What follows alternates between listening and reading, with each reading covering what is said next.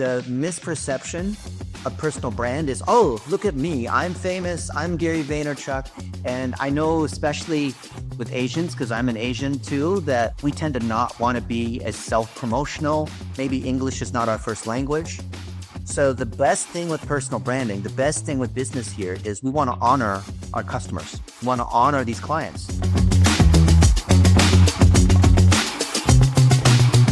Hey, how's things for you? Good. Been on calls all day long. We had one that ran a couple minutes over, so thank you for being patient. No worries. Can't emphasize this enough. Thank you for you and your team for helping us set this up. Really appreciate it. Just to let you know, on our side, Dennis, I've got Quinn, who's looking after a lot of the marketing activity for the Interview Family Partnership with me, and then I've got Twy, who's also on the board of the VFP charity. And she's got a key role in working with some of our partners, our sponsors. But more interestingly, she's actually got her own business, a pharmacy in London. So I wanted to just get her input as well, just on, anything that we discussed tonight, really, and see how it works for her and her business. Correct. Quinn and Twy? How do I say it? Toya. Toya? Just Toya, yes. Yes. Okay. Thank you. I'm horrible with names. Well, how about this? You want to take a look at your business, and then we can show how these different components apply to your business, or we can apply to any other business? Okay. All right. So we do a little audit. And what's the name of the business? Park Pharmacy. Park. Okay. In London? Yes. 7 Yes. Sisters. Okay. Yes. So we want to show everyone is first, let's make sure that we can be found. And then we can see that the Google My Business listing is here. We want to make sure that we have at least 4.5 stars across these different profiles. So you have 3.6 with 27 reviews. So we want to reply back to the people that have given us a negative review so they can replace that review. Then with other components of your Google My Business, which is basically a free website for you, we want to have at least 5 questions and answers. And if you don't have any questions, yeah. Dennis, sorry to interrupt. Just one question. So if you've got 3.6 from 27 Google reviews, let's say there's 5 people who responded negatively, do you go in and try and change that? And how easy is it to do it? It's people happy. So what'll happen, we'll spend a bit of time on Google reviews, but basically this one here, okay, so this one left a negative review a year ago. Okay, so this one you could actually turn around, because look, she said, used to be my favorite local pharmacy. Toya could call and say, I'm so sorry, Marina. I don't know what happened, but I'm very sorry about this. I want to make this right? This is not how we are. Maybe one of our staff, had a bad day, or who knows what happened, but I want to make it right.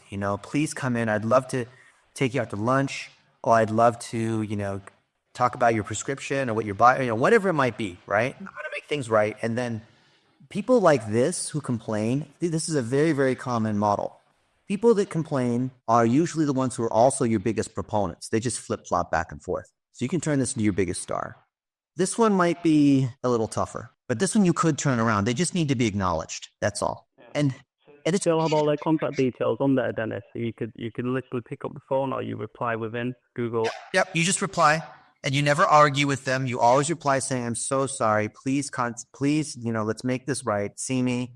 Right? Never argue with them. We can do a whole session just on review management, but by getting more reviews, Google is looking at your review frequency over the last 2 months. So you've only had 1 review over the last 2 months, which is good. It's not how many reviews, it's how many reviews you've gotten in the last 2 months they care most about, right? And inside your Google My Business, which I imagine you have claimed, right? We're going to show people when you have your Google My Business claimed, then there's certain things that we're going to be looking for. I'm going to show you what they are. I've got it under multiple profiles, so I'm going to go to... God, this is really useful. We haven't even started yet. No, this would be really helpful for businesses. We want everyone to step through it. Okay, so look, I'm going to look at so we got a lot of these businesses, okay? You want to look at a hotel, or you want to look at an eye doctor? Anything. Eye doctor. Eye doctor, okay. So this is an eye doctor in Phoenix, and first thing we look at is the insights. And so we can see that in the last month, you can see last month, we had 12,000 people look at this eye doctor through Maps and through Search, which are the 2 places, right? And of those 12,000 people, we've had almost 700 actions in the last month. Phone calls, maps and directions, and visit the website. These three. So the question is, where does this come from? How do we get more people? So first off, we want everyone to come and log into their Google My Business and see what's going on. Do they have 1,000 people viewing? Do they have people clicking on the website? Do they make phone calls? Are they booking appointments? Right? The people who are calling, this is a new feature. Did you know here that it's showing all the phone calls you've gotten? Google provides this for free. Isn't that cool? Yeah. Missed calls? Oh, that's not good. That's, customers. There's all this information that Google provides for free. Look, we can integrate our bookings, right? So Dennis, I can get these details. Yes, so you're going to claim your Google My Business. You're going to claim your Facebook page. You're going to claim your Twitter. So here's the website, right? Yeah, it's not really active. I need to be in charge of it more. And I think I saw your Twitter. I think I saw some of the other ones. Okay, Yell. Okay, there's these other. Okay, here's your Twitter, right? Is this your Twitter? Yeah, I use Twitter. Okay, great. So let's see here. Oh, your website doesn't have site-wide SSL, so it's still... Yeah, I told you it's out of date.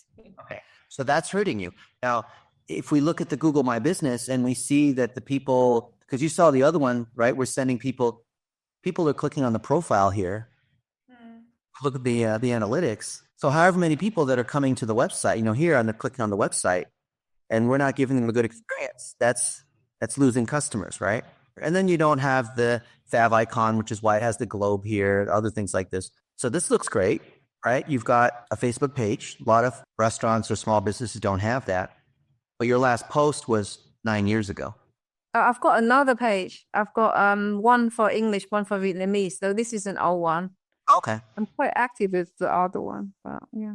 Okay. Well, you want to make sure that shows up as well, right? Put a message here saying, come to the other one. Or, what's even better is just put content on both of them. And you could have a VA just do this for a couple $100 a month. So we have a lot of VAs that do this kind of thing.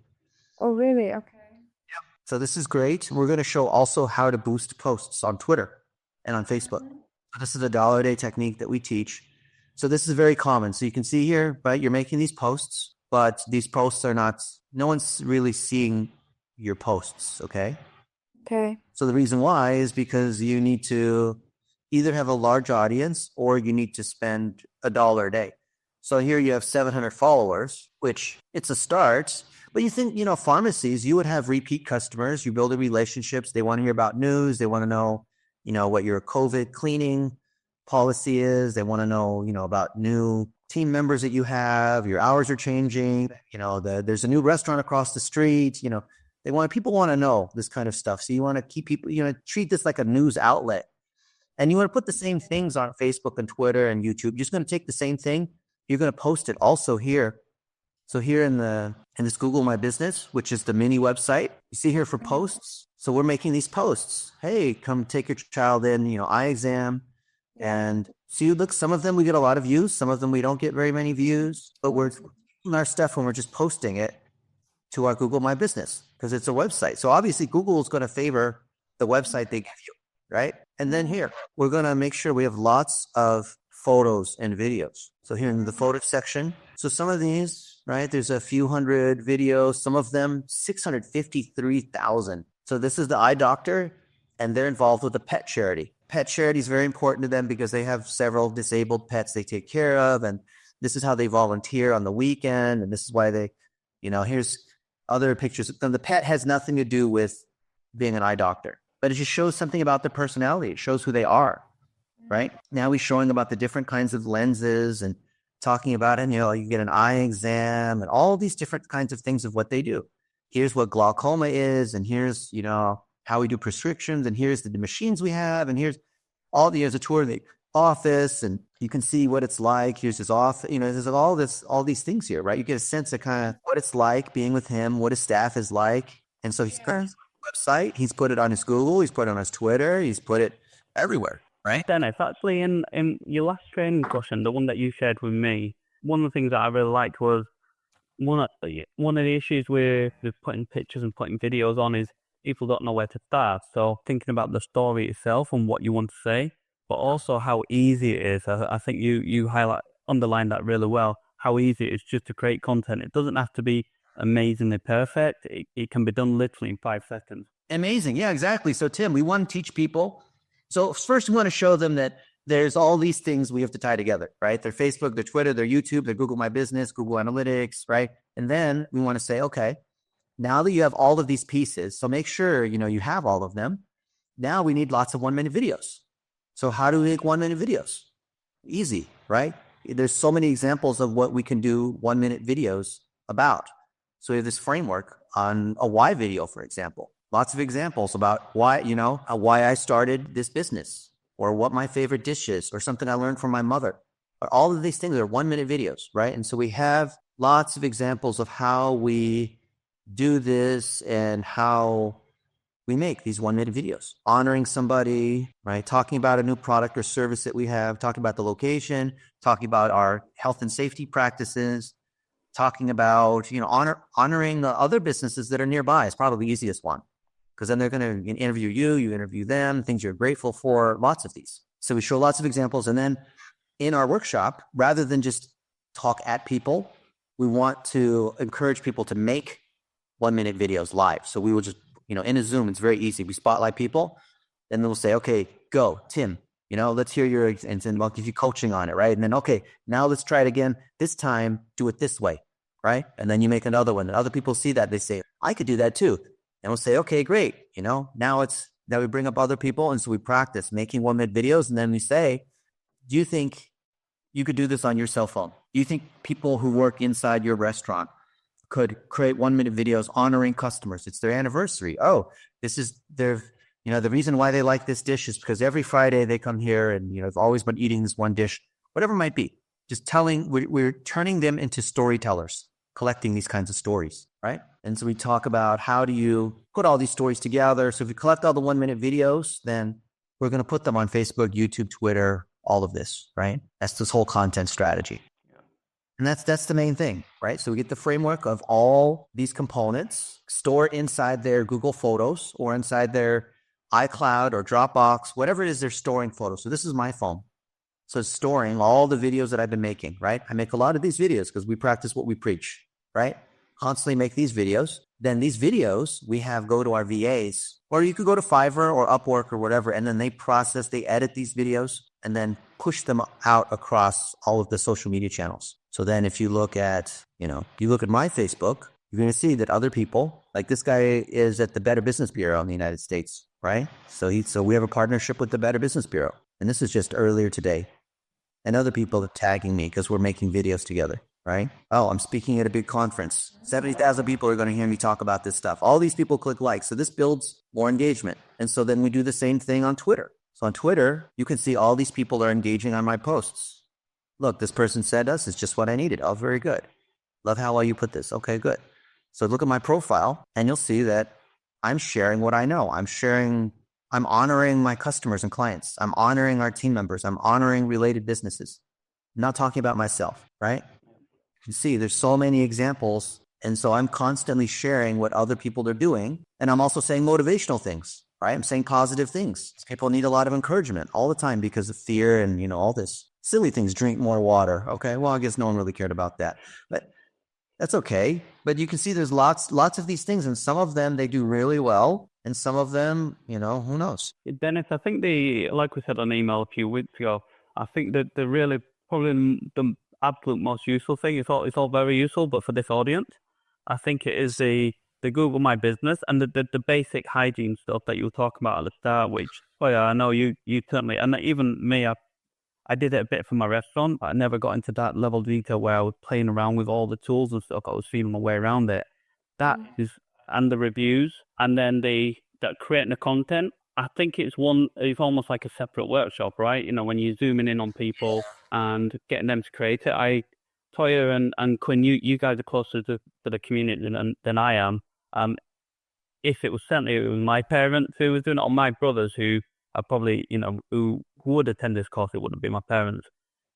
It would be something that I wouldn't say foot them off, but it'd be something that they'd be reluctant to do. So maybe it's instead of the videos that you were talking quite candidly about, where you produce lots of videos where the little snapshots, it's too advanced. Yeah, it's too much. Yeah, it could be, if we got the content route, it could be like for restaurants, you talk about your dish of the day. That's easy. Let's just start with Google. like that. Then we'll go to Facebook. We'll talk about video because I get your point. Like if we try to do 5 different things in one workshop, they'll just get confused. Yeah. But I think there gonna be a lot of audience who is a nail shop owner. So I guess use like restaurant, they can take a picture of their clients, or the nails that they work on and put it up. They should be quite straightforward. Just something for them to start with, and then in the future you can do one more in depth. But I was thinking, Taking a picture of the nails, right? Showing how happy the customers are, right? I think for this audience, I think if you do still want to go down a content creation or ideation of that kind of premise, you can still do that with this audience. I know that for socials, one of the biggest drivers is personal branding, right? Is personality of like the owner of that business. But I think for our audience, they will shy away from look at me as the business owner. It will be let me show you my business. So the emphasis will be on the product as opposed to the person. And I know that, more generally, that's probably not ideal for someone trying to put out their person on social, but I think that can still work. I think there's still a way we could do that. So the emphasis would be on the client's nails or on the dishes, for example, in the restaurant that people are buying. Like, this was a great dish. It was ordered 50 times today or something like that. I don't know. So Quinn, I love exactly what you're saying. So we can say, hey, look at Jennifer. Look at her nails. Look at how nice they are. Hey, Jennifer, how do you like your nails? Oh, it's so good. I come here every couple of weeks and, working with these, this is my favorite place. So we want to have the proprietor or owner of the restaurant or nail salon be more as like a host that's honoring the customers, not, oh, I have the best shop, right? Look at me. I want to be famous. Like, no, you're right. So Quinn, the exact opposite, which is it's not me. I want to capture the stories and the emotions and how happy my clients are. I'm going to capture the relationship. The risk is that if they only want to talk about the dish, if they only take pictures of the food or only take pictures of the nails, they're missing. I mean, it's better than nothing.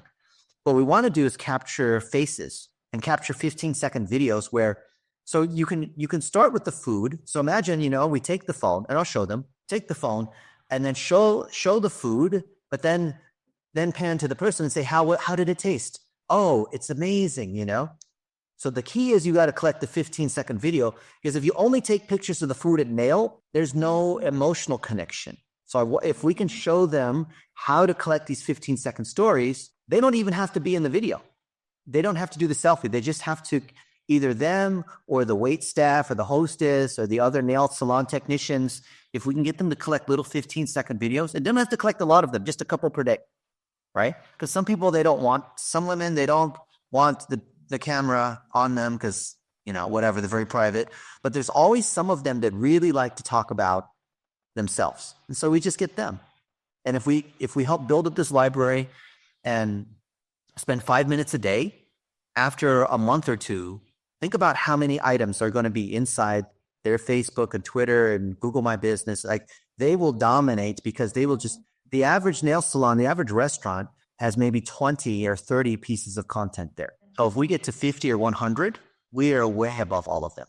God, you make me really excited what I should be doing. Isn't it easy? You don't have to hire a consultant. You don't have to pay money. There's nothing fancy. You don't need lots of tools. Like everything I showed you, Toya, you already have. Yeah, but I know now, mine was lack of personality. Now I realize, and emotion and all that, which exactly I will try to improve. So if we and maybe this needs to be multiple workshops, to Tim's point, maybe in just this first one, let's get people understanding, look, Google My Business is the most important one. And if we create little videos, not professional video, we're not trying to make a commercial, just little moments highlighting, our customers and how happy they are, then we put them in the Google My Business. The same video, just from the phone, no need to edit, no need to be fancy, just little 15-second videos like, oh, that is so amazing. Can I put that on our social media for 15 seconds? And they always say yes, right?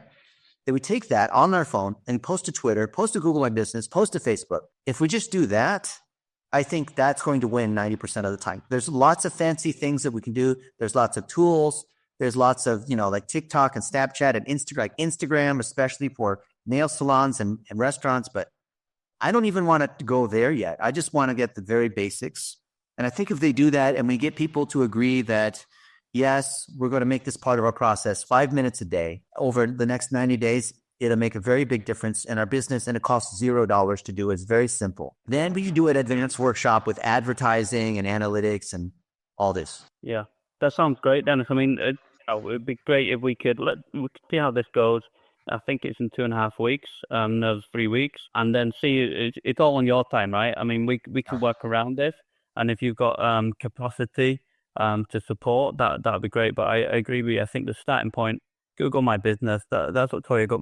As I said, I was quite excited about that and getting that simple content on there, because the general, like, their competitors are not going to be doing it. You've already stepped up, right? And that's Exactly. Yeah. You don't have to be incredible. You just have to be better than the other nail salons and restaurants. And the odds are they're not doing this. Yeah. And they don't even realize what Google My Business is. It's so important. Obviously, Yelp is important too, but Google's more important. A lot of changes have happened in the last year on Google too. It's like I showed you some new things that weren't even there a year ago. And what I'd love to do just in this first one is I just want to see, you know, when people come in, we'll be able to know in the first 5 or 10 minutes, are they overwhelmed? Or is this exciting for them? Is it new, right? Like Toya said, oh, this is very valuable because I showed you a couple of things you didn't see, right? But the reason why it was valuable to you, I believe, is because you also saw that these were things that you could do that didn't require much effort, weren't expensive, but in hindsight, seem obvious that you need to do. Yeah. Yeah. So that if we just have that realization where everyone's like, oh, wow, there's all these tools that Google, because most people, they think of Google, they think of just a search engine. They don't realize Google has all these other things that are part of Google. Google has 100 different tools.